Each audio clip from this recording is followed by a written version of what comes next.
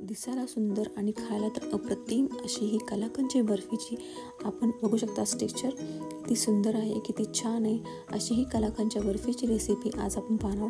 नमस्कार, मी प्रजाता तुम्हा सर्वांचं स्वागत करत आहे आपल्या चॅनल सुवर्ण स्वादमध्ये. तर बघू शकता सर्वप्रथम मी घेतलेलं आहे दूध. आपण हे दूध जे मी घेते ते फुल फॅट मिल्क वापरलेलं आहे. इथे बघू शकता साखर घेतलेली आहे मी 1 वाटी आणि ते पनीर घेतलेलं आहे मी रवाळ पनीरचा वापर केलेला आहे. आपल्या घरात आपण दूध फाटून जे पनीर तयार करतो ना त्याच पनीरचा वापर मी केलेला आहे आणि 5 वेलदोडे घेतलेले आहे. सर्वप्रथम आपण करूयात रेसिपीला सुरुवात. सर्वप्रथम आपण घेणार आहोत दूध. तर दूध मी एक ग्लास दूध हे फुल फॅट मिल्क आहे ते मी आता ओतून घेते.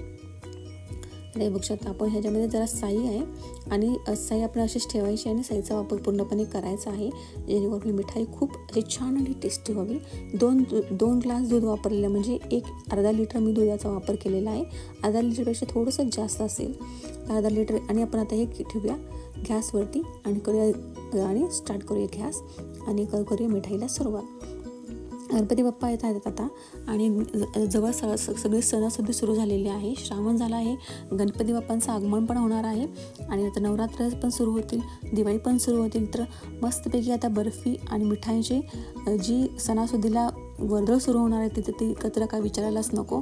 आणि ह्या प्रत्येक कार्यक्रमाला आणि प्रत्येक सणासुदीला आपल्याला गोड तर लागतं. म्हणून ही कलाकंदची बर्फीची रेसिपी तुमच्याशी आज मी शेअर करते. अगदी सोपी झटपट होणारी ही कलाकंदची बर्फी आहे आणि आपण जे घरात करतो ना त्याच्यामध्ये मुलांना छानपैकी असं कौतुक पण वाटतं आणि मुलं आवडीने खातात. त्यामुळे घरात दूध आदल्या दिवशी तर तुम्ही दूध फाडून ठेवलं, पनीर तयार करून ठेवलं तर दुसऱ्या दिवशी पटकन आपली 10 ते 15 मिनटामध्ये होणारी ही कलाकंदची रेसिपी आहे. अगदी फटाफट. तर ते बघू शकता आपण ह्यामध्ये पनीर जे होतं ना ते आपण हाताने क्रश करून ह्यात घातलेलं आहे. हाताने थोडं क्रश करून घालायचं म्हणजे ते सगळीकडे आपण मिक्स होतं. आता ह्याला आपल्याला पूर्णपणे दूध आटवेपर्यंत आपल्याला हलवून घ्यायचं आहे. थोडेसे वेलदोडे टाकले आहेत मी. तुम्ही ह्याच्यामध्ये रोज इसेन्स टाकू शकता, रोज फ्लेवर देऊ शकता किंवा केवडा इसेन्सचा वापर करू शकता. तसं ते नसेल तर तुम्हाला अगदीच ओरिजिनल हवं असेल तर तुम्ही केशर टाकायचं म्हणजे केशर कलाकंद बर्फी तयार होते. रोज गुलकंद टाकलं थोडं तर आणि गुलाबी कलर टाकलं की गुलकंद रेसिपी बर्फी तयार होते.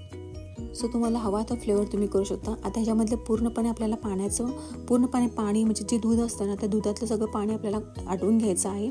जोपर्यंत हे मिश्रणामध्ये पूर्णपणे तूप बाहेर सुटत नाही आणि पूर्णपणे पाण्याचा अंश यातला खंपत नाही तोपर्यंत ह्याला आपल्याला कंटिन्यू हलवून घ्यायचं आहे.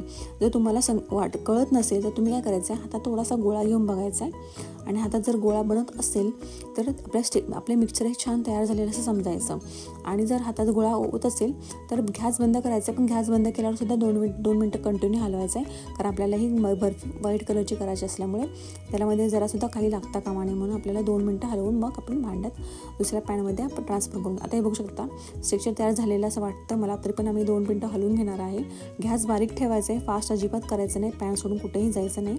आपण कलाकंदची बर्फी करतोय आणि अगदी स्ट्रक्चर आणि अगदी म्हणजे मला काय सांगू इतकी सुंदर ही बर्फी तयार होते. नक्की तुम्ही ट्राय करून बघायचं आहे. आता हे बघू शकता आपले स्ट्रक्चर तयार छान झालेलं आहे. आता आपण खाली उतरून घेणार आहोत. आपलं परफेक्ट मिश्रण तयार झालेलं आहे. घरामधल्या कुठल्याही प्रकारचा डब्बा, मुलांच्या शाळेचा डबा असून दे, मिश्रणाचा डबा असून दे किंवा घरामध्ये आईस्क्रीमचा डबा असून दे, केकचा टीन असून दे, त्याच्यामध्ये बटर पेपर घालायचा आणि डायरेक्ट ही आपण जी बर्फी तयार केलेली आहे त्याच्यामध्ये डायरेक्टमध्ये मोल्डमध्ये काढून घ्यायची आहे.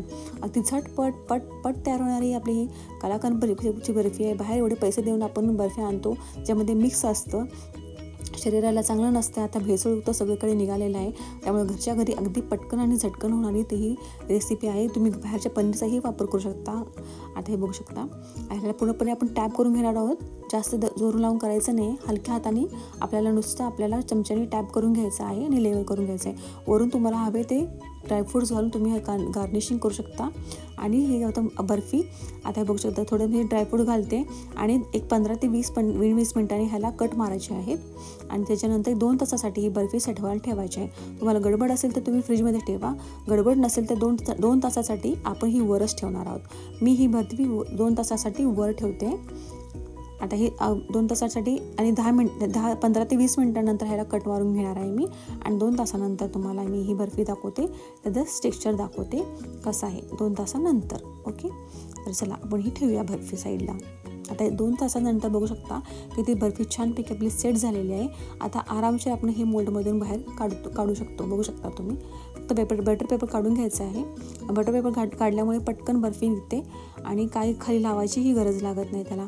आता बघू शकता मी मगाशी थोडेसे कट मारून घेतले. 15 ते 20 मिनिटानंतर मी कट मारून घेतला त्या. आता आपण ही बर्फी काढून घेऊया. अर्धा लिटर दुधाचं पनीर वापरलं आहे मी. अर्धा लिटरपेक्षा थोडंसं जास्त दूध वापरलं आहे. त्याच्यामध्ये आपल्या अर्धा किलोची ही बर्फी छानपैकी कलाकंद बर्फी तयार झालेली आहे. मी मोठे मोठे पीसेस केलेले आहे. तुम्ही छोटे छोटे पीसेसही करू शकता. अशी उत्तम प्रकारे छान प्रकारे 4 ते 5 दिवस अशी राहते. ह्याला काहीही होत नाही. तर नक्की एन्जॉय करायचं आहे आणि चॅनलला लाईक करायचं आहे, सबस्क्राईब करायचं आणि ऑफकोर्स तुमच्या फ्रेंड्स फॅमिलीबरोबर शेअर करायचं आहे. तर असंच भेटूया नवीन रेसिपी. तोपर्यंत बाय.